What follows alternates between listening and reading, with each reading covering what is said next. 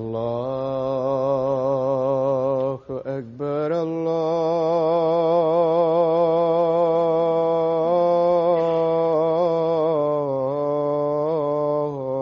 الله أكبر الله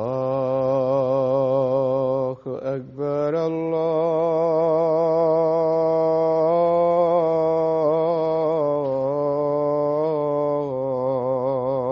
الله أكبر. أشهد أن لا إله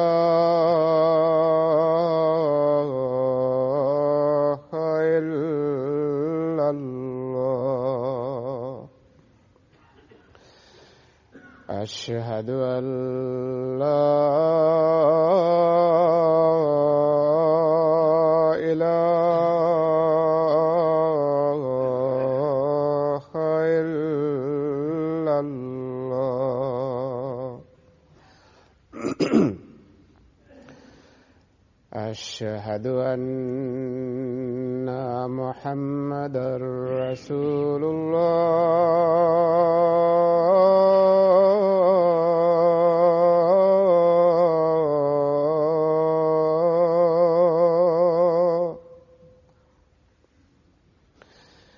أشهد أن محمدًا رسول الله. حي على الصلاة.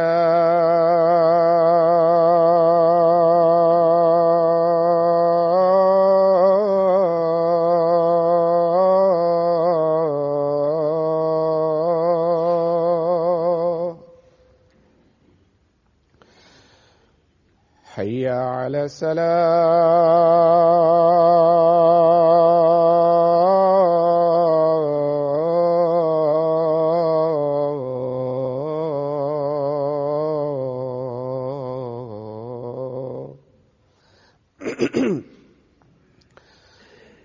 حي على الفلاح.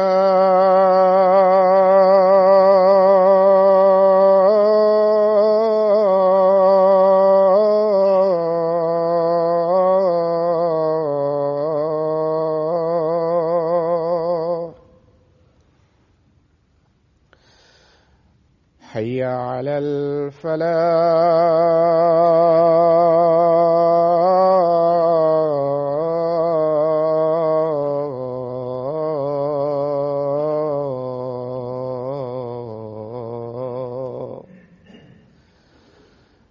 الله أكبر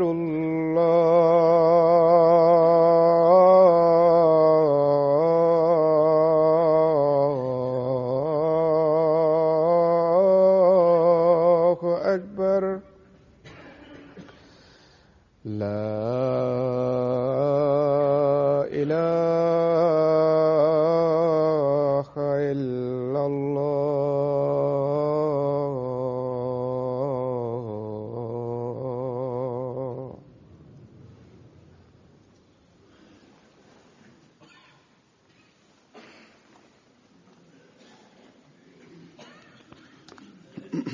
السلام عليكم ورحمة الله.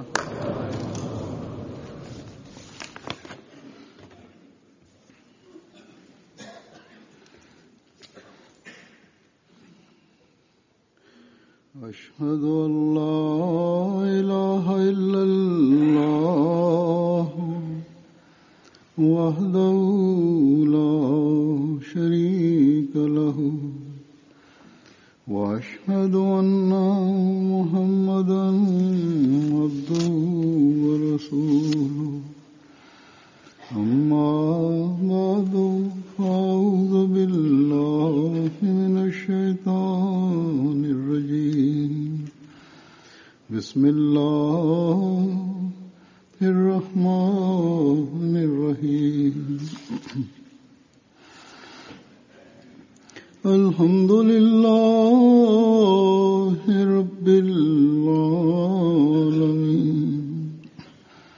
الرحمن الرحيم مالك يوم الدين إياك نعبد وإياك نستعين اهدنا الصراط المستقيم صراط الذين أنعمت عليهم غير المغضوب عليهم ولا الضالين.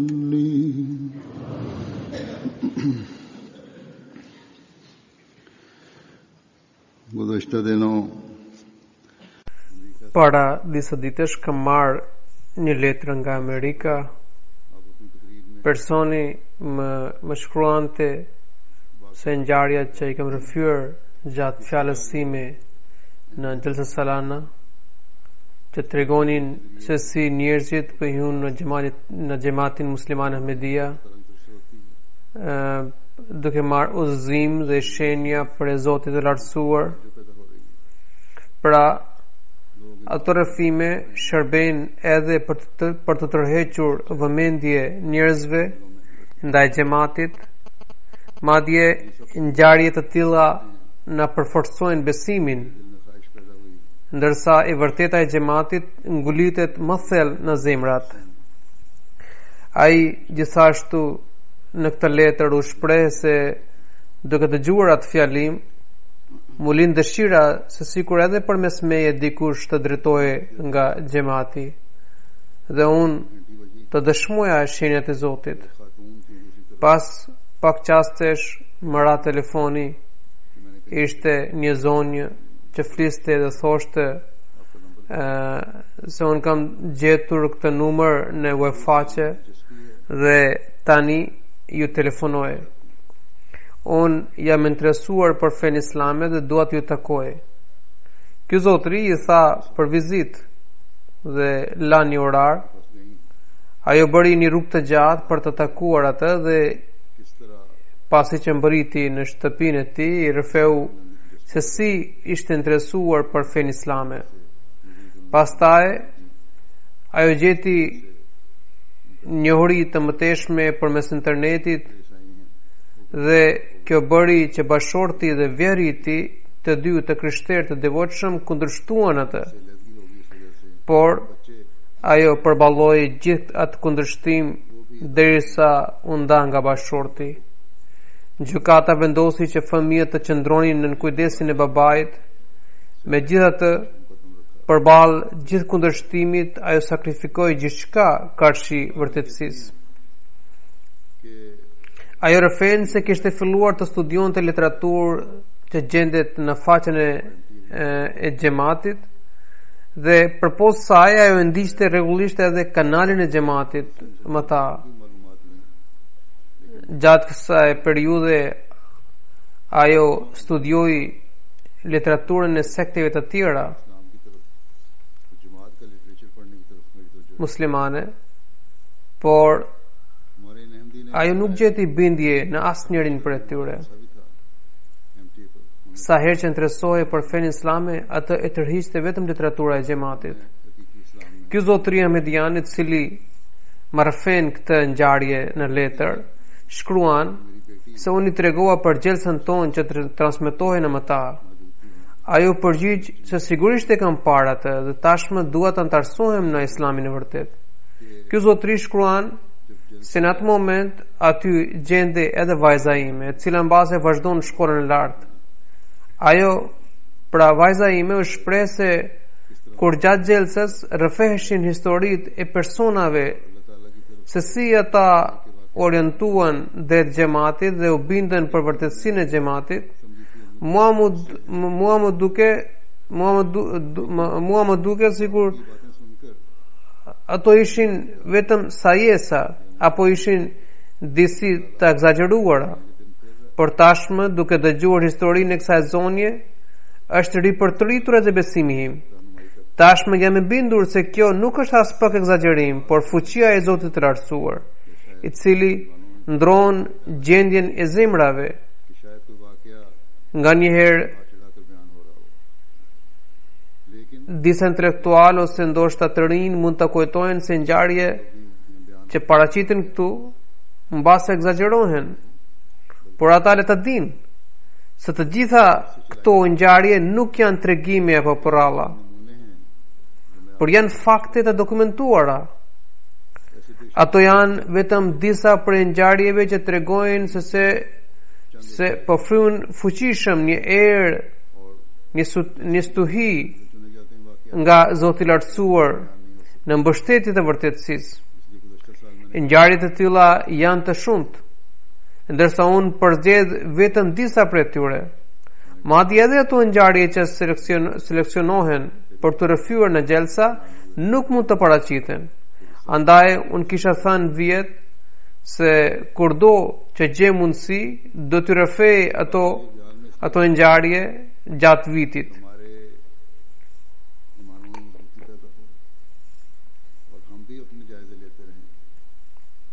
Megjithatë, një pjesë u përmend, ndërsa përsëri një pjesë mbeti e parafyer, kurse u mblodhen edhe ngjarje të tjera gjatë këtij viti.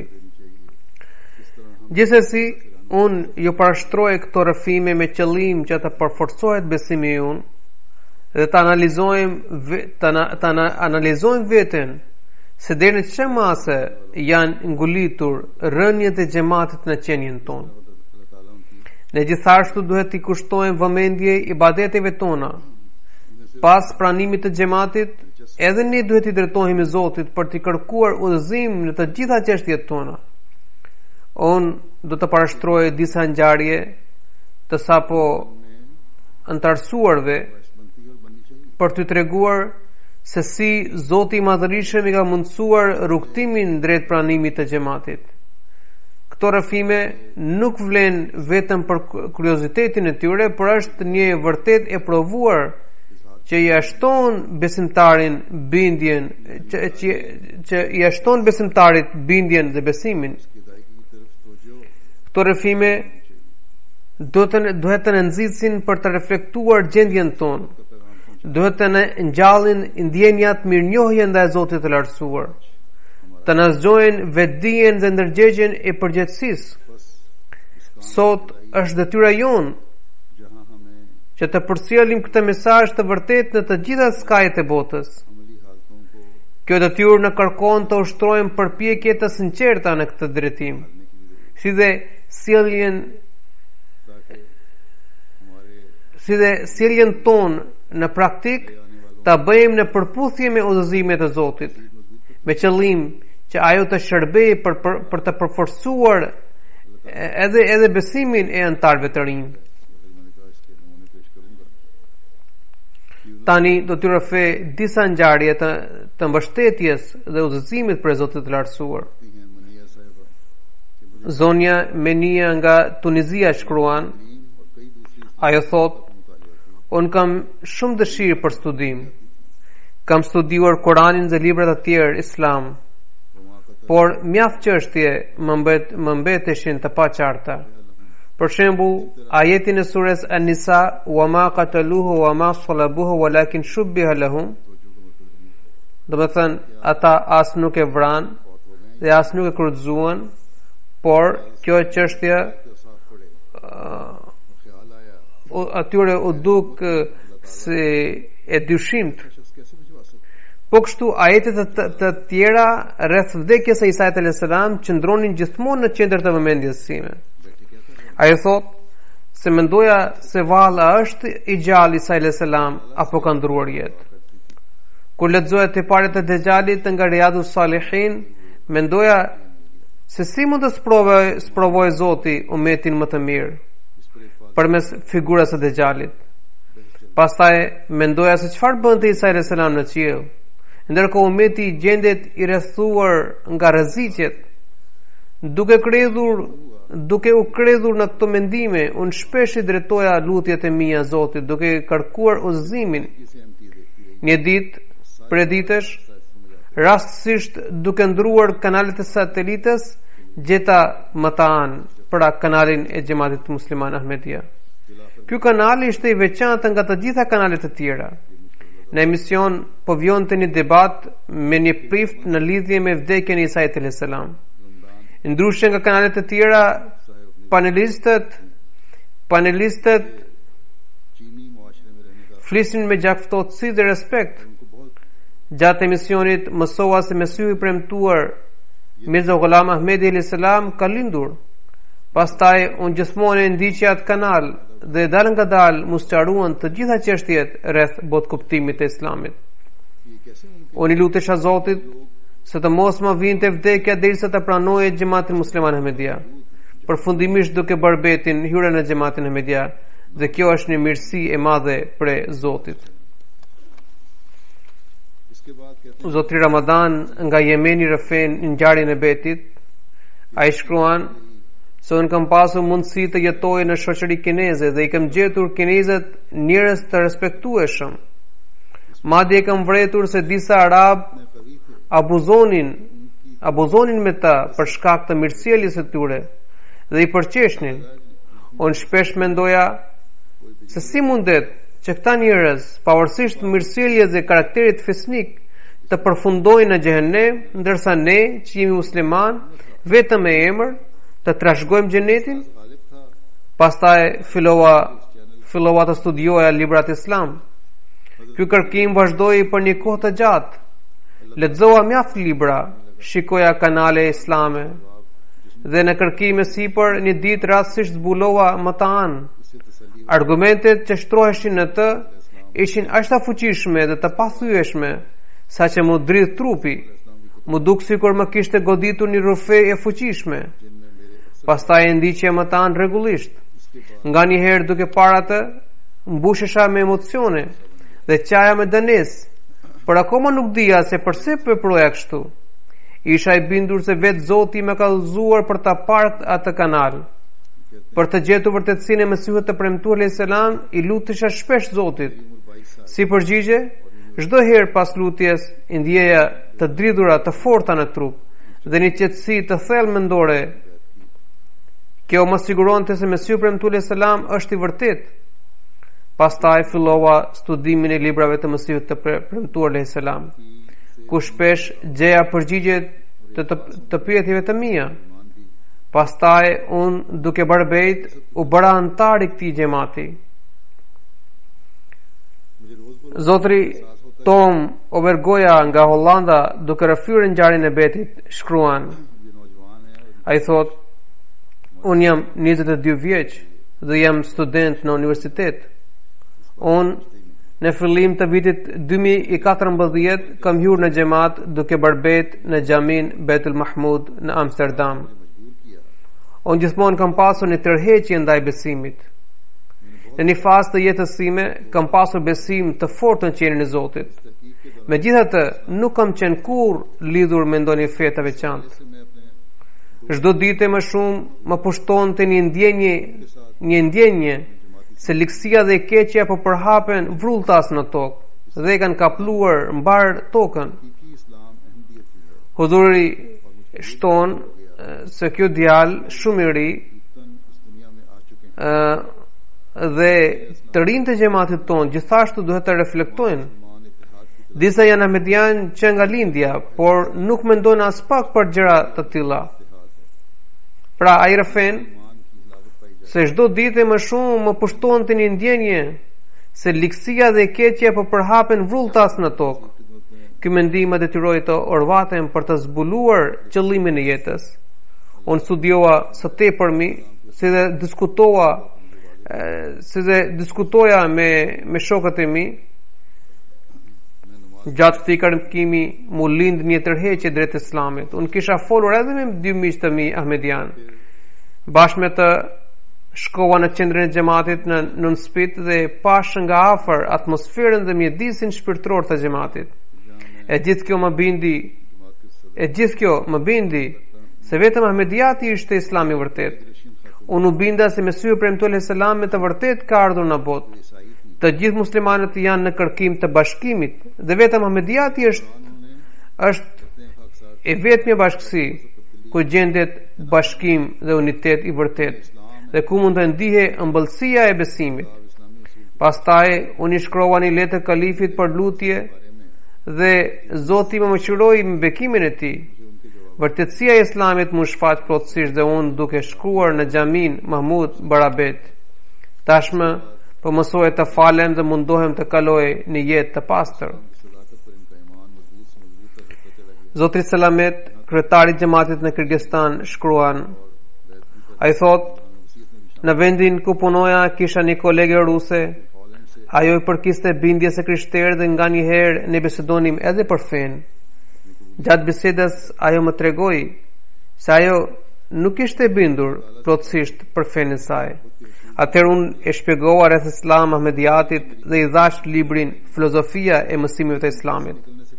Pas leximit të librit ajo më tha se ajo kishte gjetur të gjitha përgjigjet për çështjet që e shqetësonin shpesh. Ajo më tha se tashmë jam e bindur se Islami është feja e vërtet prej Zotit. Pastaj i dhash edhe literaturë të tjerë rreth Islamit dhe kështu besimi i saj rreth Islamit u bë më i vendosur. Madje ajo udhtoi drejt vendlindjes së Mesihut të premtuar selam pra në Kadian të Indis, kështu që ajo u antarësua në xhamat dhe u bashkua sistemit të testamentit.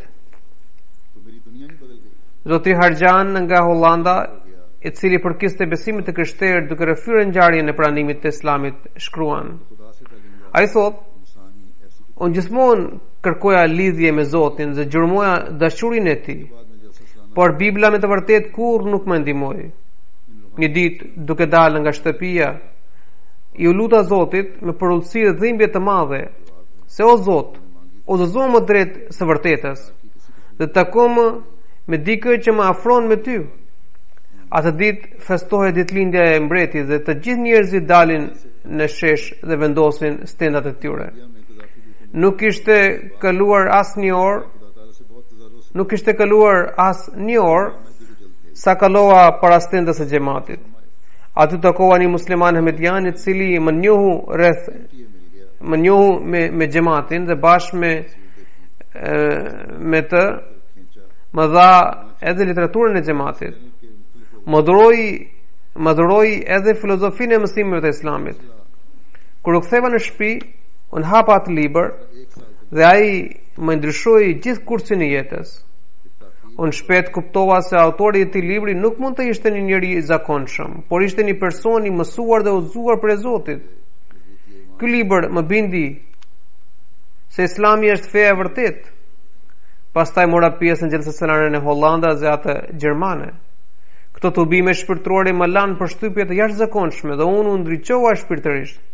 E gjithë kjo ishte përgjigja e lutjes sime. Tashmë nuk kisha asnjë arsye për të mohuar dhe për të nguruar. Prandaj gjatë gjelsës së Gjermanisë u antarësua në xhamat. Zonja Hala nga Libia shkruan se pas përmbytjes së regjimit të Kadafit, unë i lutesha Zotit me dhimbje të thellë se o Zot, dërgoj Imam Mehdiun tani që ai të rregullojë gjendjen e botës. Një ditë, duke ndruar kanalet, gjeta më të anë dhe e pash foton e Mesihut të premtuar selam, e cila më bëri shumë përshtypje. Duke parë emisionet e këtij kanali, mësova edhe besimin e tyre. Kjo vazhdoi prafërsisht për një vit dhe përfundimisht vendosa të bëja bet pa ndonjë vonesë. Ai gjithashtu i ka shkruar kalifit duke kërkuar që të lutet për përforcimin e besimit dhe qëndrueshmërinë në qëndrueshmërinë. Në Bevake, Zotri Abdullah, i cili shërbenti si shofer në misionin e xhamatit, shkruan se kisha më shumë se 2 vjet për martesën dhe ende nuk kisha asnjë fëmijë. Para 2 vjetësh, kur mësova rreth xhamatit dhe mësova për ardhin e Imam Mehdiut alayhis salam, atëherë i luta Zotit se o Zoti i gjithdëgjueshëm dhe i gjithdijshëm, nëse me të vërtetë Imam Mehdiu ka ardhur dhe është po Mirza Ghulam Ahmedi, atëherë bekomë me fëmijë dhe mundsomë të jem ndër ndjekësit e Mesihut të premtuar alayhis salam. Zoti i lartësuar pranoi lutjen time dhe bashortja po atë muaj ngeli 7 zën. Tashmë kemi një vajzë dhe e gjithë familja jonë është ahmediane. Nëse dikujt nuk i mbushet mendja dhe ata hulumtojnë të vërtetën, atëherë duhet të luten para Zotit me sinqeritet dhe përgjërim. Kjo është mënyra që na ka mësuar Mesih premtues selam. Lutuni se ju udhëzoft Zoti, kërkojini Zotit udhëzim. Nëse qëllimi është i sinqert, atëherë sigurisht Zoti udhëzon robën e tij. Ky udhëzim mund të jetë edhe në formën e ëndrave dhe nëpërmjet tyre shfaqet vërtetësia e xhamatit. Amiri i xhamatit të Gambias shkruan se një person nga Dongekeve e pyeti se që kur kishte dëgjuar mesazhin e Ahmediatit, i kishte pëlqyer shumë, madje edhe sjellja e anëtarëve të xhamatit ishte shembullore. Megjithatë, habiteshim se të gjithë dietarët musliman janë kundër këtij xhamati. Pra, të gjithë dietarët musliman pa përjashtim janë kundër këtij xhamati. Tani nuk mundet se ata të gjithë të kenë gabim dhe vetëm xhamati të ketë të drejtë. Prandaj gjithmonë ndryshoja deklaratat e xhamatit musliman Ahmedia. Atëherë më këshilluan që t'i dorëzoja këtë çështje Zotit dhe t'i lutesha Zotit për udhëzimin për ti. Atëherë unë fillova të bëja lutje një natë pash të dërguarin e Allahut sallallahu alaihi wasallam në ëndër. Ai më drejtua duke thënë: "E jam me mua." Në atë moment i dërguari i Allahut sallallahu alaihi wasallam ishte i shoqëruar me disa persona të tjerë. Unë isha bashkë me profetin sallallahu alaihi wasallam dhe ne ka përsyem një shkretëtir. Pas kalimit të shkretëtirës, nga larg shikonim njerëzit që ndodheshin aty ku do të shkonim ne. Kur ju afroa, i njoha lehtësisht sepse ata ishin antarë të xhamatit Ahmedia. Pra i dërguari i Allahut sallallahu alaihi wasallam ishte me dy grupe, grupi i parë dhe grupi i dytë. Pas kësaj ëndre, vërtetësia e xhamatit më bë më e qartë se kur. Unë i rrëfeva këtë ëndër misionarit të xhamatit dhe unë tarsua në xhamat duke bërë bet. Tashmë ai vet është angazhuar në thirrje dhe nëpërmjet tij tashmë njerëzit po antarësohen në xhamat.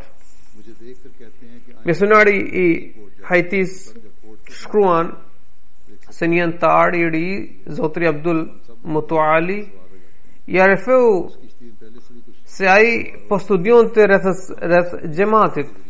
Atëherë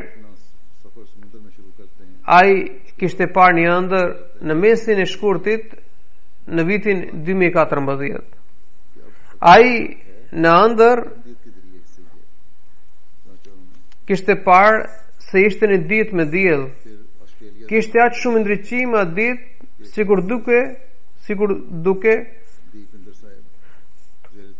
sikur duke se dielli po ndriçohej nga shumë afër.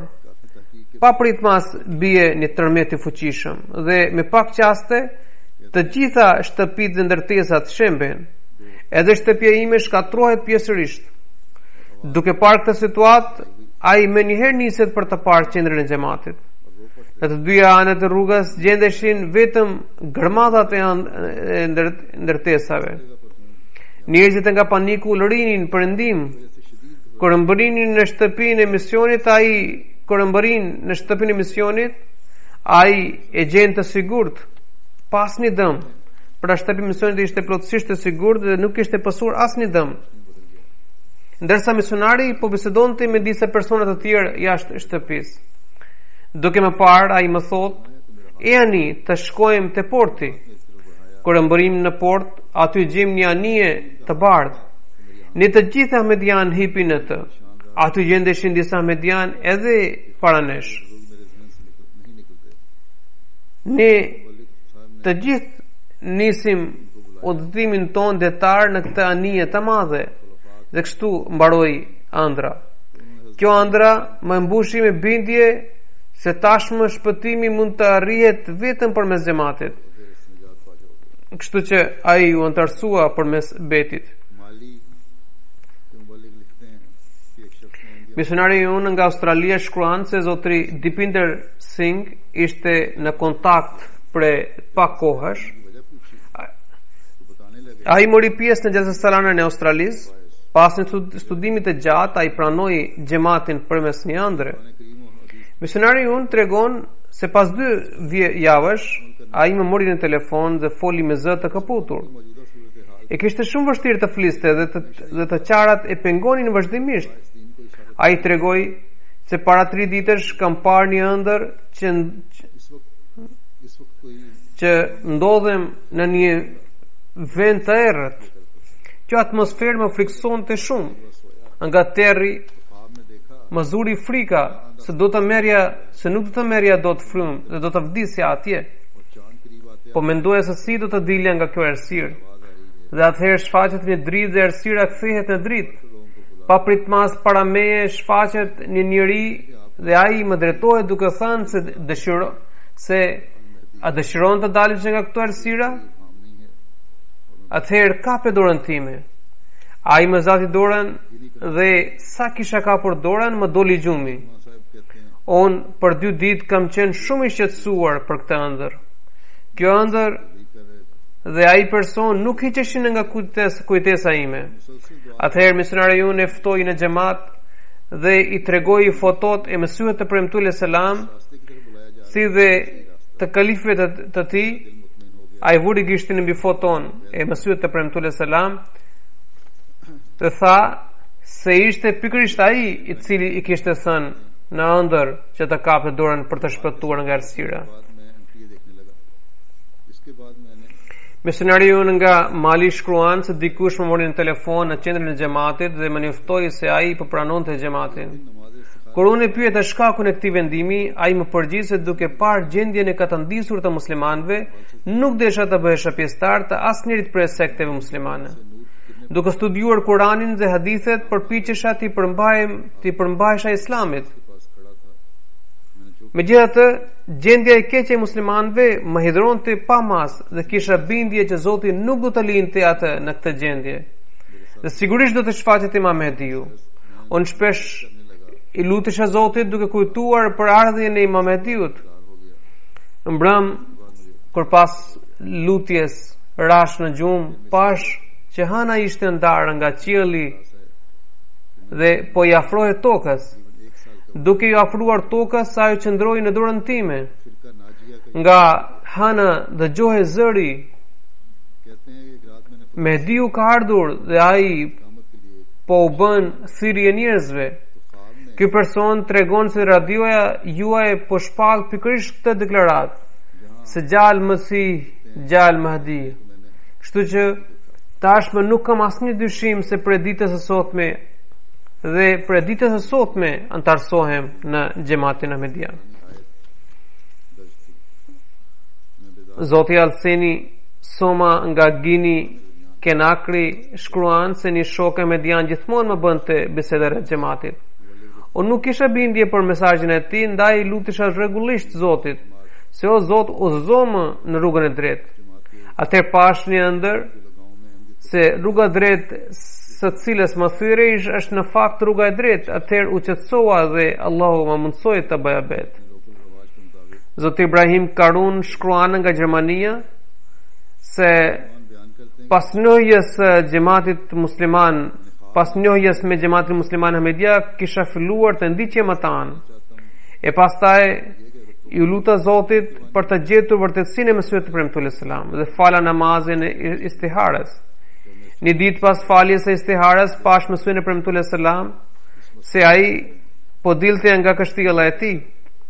Nga muret e kështjellës përhapeshin rrezet e dritës. Unë i veshur në ihram, pra në veshje të bardhë, qëndroja në prag të portës kryesore. U përkula pak dhe i vura duart mbi gjunjët e mi. Atëherë Mesihu premtuar selam vuri dorën e tij mbi kokën time. Unë i thash summa wa ta'atan. Domethënë ju bindem dhe ju nënshtrohem. Pas kësaj ëndre, zemra ime u kthjellua nga çdo lloj dyshimi. Një vlla, Zotri Ala, shkruan nga Egjipti, ai thotë që unë jam njohur me xhamatin para një viti dhe tashmë jam bindur rreth grupit të shpëtuar. Prandaj ju lutem pranoj betin tim. Një natë më parë kisha bërë shumë lutje me mallëngjim dhe nga shërim dhe I kisha kërkuar Zotit një shenjë për forcimin e besimit tim. Atëherë veten e shoh në një mbledhje bashkë me kalifin. Kalifi më vuri në gishtin e madh një unaz argjendi, në të cilën gdhende një ajet kuranor. Kur u zgjova nga gjumi isha shumë I lumtur dhe e konsiderova këtë ëndër si një ndërmjetësim midis meje dhe midis Islam Ahmediatit. Imami I Sierra Leone shkruan se kemi një xhamat që ne kemi një xhamat në rajonin e Kenemarit që quhe Fush Tongo, por rreth e përqarë këtij fshati nuk kishim asnjë xhamat tjetër. Në fshatin Fqin jetonte një I ri fisnik dhe I sjellshëm. Banorët e fshatit, sipas traditave të tyre, për të zgjedhur atë si prijes të tyre, ja vun një kuror. Ky I ri rrëfen se atë natë kur më vun kuror, pash në ëndër një xhami të madhe dhe një të vogël. Unë dua të shkoje në xhamin e madhe, ndërsa një zë më thot se nëse do që të pranoheshin lutje dhe të krijosh lidhje të sinqertë me Zotin, atëherë shko në atë xhami të vogël. Atëherë kur hyn në atë xhami, shoh se babai im është ulur atje dhe më thot: "O bir, kjo është xhamia e xhamatit musliman Ahmedia. Nëse do që të lidhesh sinqerisht me Zotin, atëherë duhet të falesh në këtë xhami dhe të lidhesh me këtë xhamat." Ky I ri rrëfen se para kësaj ëndre unë nuk kisha asnjë ide për ekzistencën e këtij xhamati. Prandaj unë pyeta bashkëfshatarët e mi se a ekziston ka ndonjë xhamat apo ndonjë xhami e xhamatit musliman Ahmedia këtu. Atëherë një person më njoftoi se një xhami e tillë ekziston në Fush Tongo. Atëherë unë kontaktova me imamin e atjeshëm dhe u bëra Ahmedian. Gjëja më thelbësore është sinqeriteti dhe dëlirësia dhe jo shumica. Hudhuri thotë që duhet parë se kush gëzon në mbështetjen e Zotit. Prandaj kur thuhet se të gjitha sektet do të jenë në një anë, ndërsa grupi I shpëtuar do të jenë në anën tjetër, këtu kemi një mësim se nuk duhet parë shumica, por duhet parë se kush gëzon në mbështetjen dhe ndihmën e Zotit dhe ku lutjet marrin përgjigjet. Nga Gambia një zotëri shkruan ëndrën e tij dhe thotë një natë pash një ëndër se dikush më vjen dhe më shtrëngon dorën fort dhe më përshëndet duke thënë assalamu alaikum wa rahmatullah. Ai nuk arriti të njihte atë dhe në ëndër ai pyet të tjerë se kush është ai. Atëherë njerëzit I përgjigjen se ai është imami pra udhëheqësi I xhamatit musliman Ahmedia. Dhe kështu më doli gjumi. Të nesërmen ai vajti në shtëpinë e misionit dhe ja rrëfeu këtë ëndër mësuesit e xhamatit. Në atë qas transmetohej fjalimi im I xumas në mëta. Ai duke parë televizorin më njëherë tha se ky njeri më ishte shfaqur në ëndër dhe kështu ai pranoi xhamatin. Zëvendës drejtori I thirrjes ndaj Allahut shkruan në Indi se një zotri Laldin nga fshati Mojanvali të krahinës Hanumangarh kishte parë një ëndër se një fëmijë I cili kishte ndruar jetë I del në ëndër dhe I thotë se atij do të vinin 4 persona për të takuar dhe do të tregojnë për fenë islame. Andaj ti dëgjoi fjalët e tyre dhe bindju atyre. Madje ndihmoi dhe vepro si thonë ata. Kur ne shkuam pra transmeton, domethënë shkruan kjo zëvendës drejtori I thirrjes ndaj Allahut në India I thotë që kur ne shkuam në shtëpinë e tij dhe I dha mesazhin e xhamatit, atëherë pasi që kishte dëgjuar bisedën tonë, ai tha se unë përmes një ëndre kisha ditur se ju do të më vizitoni. Unë në fakt po ju prisja. Kështu që jo vetëm ai, por edhe djem dhe gjithë familja e tij pranoi xhamatin. Një antar I ri Zotri Behadur nga xhamati I Kirgistanit njofton se gjatë vitit 1998 një herë kur falja i qindin, para se të përfundoja namazin, rash në një qetësi të lehtë shpirtërore dhe në atë çast dëgjova këtë ajet të surës Yunus të recitohen në veshin tim të djathtë. Wallahu yad'u ila daris salam wa yahdi man yasha'u ila siratin mustaqim. Dhe Allahu ju fton drejt vendit të shpëtimit dhe udhëzon këtë doje drejt rrugën e drejtë. Pastaj unë dëgjoj fjalët se shpjegimi dhe interpretimi i këtij ajeti do të tregojë një mësues nga India. Pastaj unë u largua kjo gjendje. Kur përfundova namazin, isha shumë i habitur dhe i hutuar se çfarë më kishte ndodhur. Kjo sepse deri atëherë unë nuk kisha dëgjuar as emrin e Indis. Pastaj për një punë mu desh të shkoja në Rusi. Këtu u njoha me disa miq indian, unë nuk kisha asnjë haber rreth xhamatit musliman në media. Po kështu nuk patëm asnjë bisedë rreth fesë. Folëm vetëm për çështjet materiale. Unë dalë nga dalë u interesova për fenë dhe thellova njohurinë time. Një ditë mësova edhe rreth xhamatit dhe Zoti më mundsoi të pranoj atë. Në vitin 2012 unë ndërsova në xhamat. Tashmë kam kuptuar shpjegimin dhe interpretimin e këtij ajeti. Pra, me që Mesih premtule selami për kiste Kadianit, prandaj Allahu më mundsoi që të pranoja dhe të bashkohesha në xhamatin e tij. Pra një njeri nga India u bë shkak i udhëzimit dhe mbrojtjes time. Kryemisionari unë nga Chandrapur, Maharashtra shkruan se këtu zonja Sultana Begum, pashortja e Sheikh Kadirit, e kundërshtonte fuqishëm xhamatin.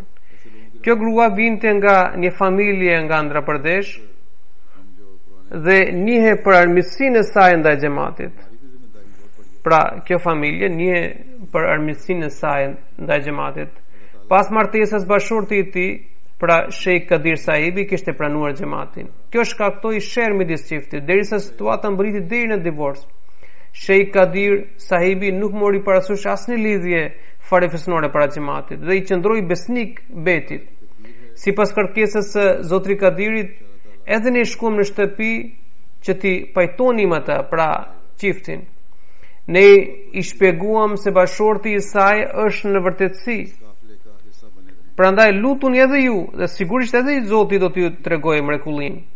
Megjithatë, zoni Sultana kujtonte se për shkak të Ahmediatit do t'i prishe besimi. Prandaj mundohej gjithnjë për të qenë larg xhamatit. Edhe pse kishte mundësi për të parë më të anë, ajo ndiqte vetëm kanale të tjera. Por një ditë u shfaq fuqia e Zotit dhe zoni Sultana pa një ëndër se një burr i moshuar i mësonte shahadetin. Ai thotë se Kurani është pra ai burri, ai personi moshuar i thotë zoni Sultana se Kurani është shariati i fundit, prandaj ajo duhet t'i përmbajë atij. Sipas saj, ky person ishte i dërguari i Allahut sallallahu alaihi wasallam. Zoni Sultana nuk u bindë akoma edhe pas kësaj ëndre, vetë se hoqi dorën nga kundërshtimi. Pas disa ditësh, ajo pa një tjetër ëndër, se Ahmediati ishte përhapur kudo në atë vend. Këdo që pyeste ajo, përgjigje se ishte musliman Ahmedian. Pastaj ajo kishte parë fjalët e shahadetit të shkruar mbi të verdhën e vezës dhe po kështu aty shkruhej se Imam Mehdiu alayhis salam ka ardhur. Ajo gjatë ëndrës i thotë edhe vllajt të vet, i cili është kundërshtar i xhamatit, se këta njerëz janë të vërtetë. Ndaj të gdhir, kjo ishte ndryshuar, ajo ishte ndryshuar plotësisht dhe kështu ajo pranoi xhamatin. Imami jonë nga rajoni Koli Moro e Tamalis shkruan se një person nga fshati i tij show i kishte treguar se para shumë kohash ai kishte parë një ëndër. Në atë ëndër ai kishte parë veten duke ngjitur në një mur të lartë, kur arri në pikën më të lartë të murit aty duke ndulë të shumta. Në të djathtën e lulishtes ishin ulur mjaft persona. Gjatë ëndrës i thuhet se nëse dëshiron të mësojë Islamin dhe të njohë të dërguarin e Allahut sallallahu alaihi wasallam, atëherë duhet të bashkohet me ata njerëz. Megjithatë, ai nuk arriti të zbërthente këtë mesazh, por tashmë kur ka filluar të dëgjojë radion e xhamatit, e cila quhet Radio Ahmedia Nur, atëherë ai kuptoi domethënien e kësaj ëndre të vjetër. Pastaj ai pa edhe një ëndër tjetër se bashkohu me këta njerëz që drejtojnë këtë radio. Kështu do ta fitosh Zotin, me mëshirën e Zotit ai pas kësaj ëndre pranoi xhamatin.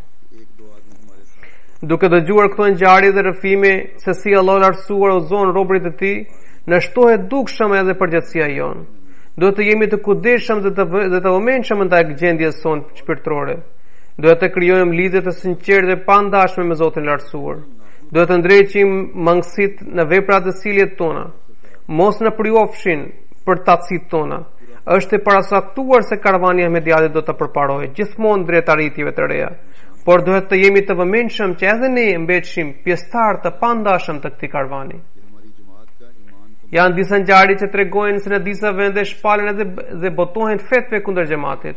Por nga një herë për të dhënë mësim njerëzve, Zoti krijon situata ku deklaruesit e këtyre vendimeve fetare vihen në shënjestrën e tyre. Një anëtare e xhamatit, Zonja Xhihad nga Egjipti, shkruan se babai i saj ishte anëtar i organizatës Vllazëria Muslimane dhe një anëtar i përbetuar i ideologjisë së saj. Kjo organizatë kishte luajtur rolin kyçes për të nxjerrë një fetve nga organizata egjiptiane, qendra e vendimeve fetare për përjashtimin e xhamatit nga Islami. Një herë babai na ngriti një akuzë të rreme në praninë të afërmëve tan. Në atë moment unë ngrita duart me gjithë pafuqinë dhe shtrëngesën time për lutje se o Zot, ndihmona përmes mëshirës sate dhe dënoi gënjeshtarët që shpifin. Ju luta Zotit se o Zot, nëse Mesih premtuar selamit të vërtetë është për teje, atëherë tregona një sqenje të madhe. Atëherë kisha agjëruar për agjërimet e muajit Sheval dhe koha e faljes së akşamit ishte shumë afër. Unë ndjesa televizionin që të dëgjoja pak lajme, por mbeta plotësisht e shtangur nga lajmi që Universiteti El-Azherit kishte shpallur organizatën Vllazëria Muslimane të përjashtuar nga Islami dhe pjesëtarët e kësaj organizate i kishte deklaruar si të dalë nga feja. Atëherë unë nuk u përmbajta dot dhe ngrita sloganin e takbirit dhe se sigurisht Mesih premtuar selam është i vërtet. Në Egjipt, vendimi që lëshohet nga Universiteti i El-Azherit konsiderohet më i çmuar dhe i vlerësuar se sa ai që shpalet nga Darul Ifta. Unë i thash babait tim se shiko çfarë përgjigje ke marrë nga Zoti. Ju nxorët vetëm një fetve ndërsa Allahu ju vuri një fetve më të fuqishme se ajo juaj, për të treguar se Mesih premtuar selam është mbi të vërtetë. Mesih premtuar selam shkruan: ishte një kohë kur bashkë me mua nuk qenë më shumë se një apo dy persona, ndërsa sot shohim se po vinë tufa drejt nesh. Ja tuna min kulli fajjin amik. Madje jo vetëm kaq, por kundërshtarët u munduan deri në fund që të pengonin ardhen e njerëzve, por prapse u vërtetua ajo shprehje dhe vijon të përmbushet. Tani çdo person që vjen tek ne bëhet një shenjë e kësaj shpalljeje. Pastaj e thot: Allahu të lartësuar nuk i pëlqen që besimi i xhamatit ton të mbetet i mangët. Andaj ai po shfaq shenjat për të shtuar besimin e tyre. Huzuri thot që me mirësinë e Zotit kjo sjellje vjon edhe sot e kësaj dite. Megjithatë disa pa fat nuk marrin asnjë mësim nga këto shenja. Madje nuk bëjnë asnjë përpjekje për të njohur të vërtetën. Përkundrazi thellohen në armiqsinë e tyre. Sigurisht të tilla do të shijojnë përfundimin e tyre. Mesih premtuar selam shkruan: Zoti më ka dërguar. Ata, domethënë kundërshtarët, ata duhet të kishin parë se ky person i cili pretendon se vjen prej urdhrit të Zotit, vallë, a shoqërohet nga mbështetja dhe përkrahjet e Zotit apo jo? Ata pan shenjat njëra pas tjetrës, por vazhduan të thoshin se është gënjeshtar. Ata dëshmuan mbështetjet njëra pas tjetrës, por thanë se është magjia. Çfarë të pres për këtyre njerëzve që përqeshin fjalën e Zotit të lartësuar? Nderimi i fjalës së Zotit kërkonte që vetëm me të dëgjuar emrin e Tij ata të dorëzoheshin para Zotit, por ata përshkallëzuan ligësinë e tyre. Tani le të shohin vetë se kujt i takon fuqia përfundimtare. Allahu i lartësuar u tregoft shpejt fundin kundërshtarëve të xhamatit.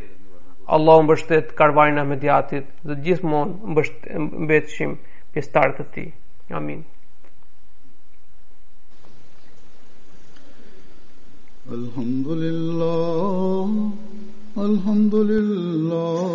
nahmaduhu wa nasta'inuhu wa nastaghfiruh wa nu'minu bihi wa natawakkal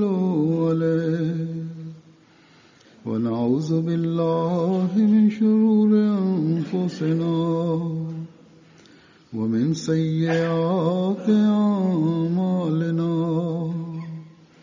من يهده الله فلا مضل له ومن يضلله فلا هادي له ونشهد أن لا إله إلا الله ونشهد أن محمدا عبده ورسوله عباد الله رحمكم الله إن الله يأمر بالعدل والإحسان وإيتاء ذي القربى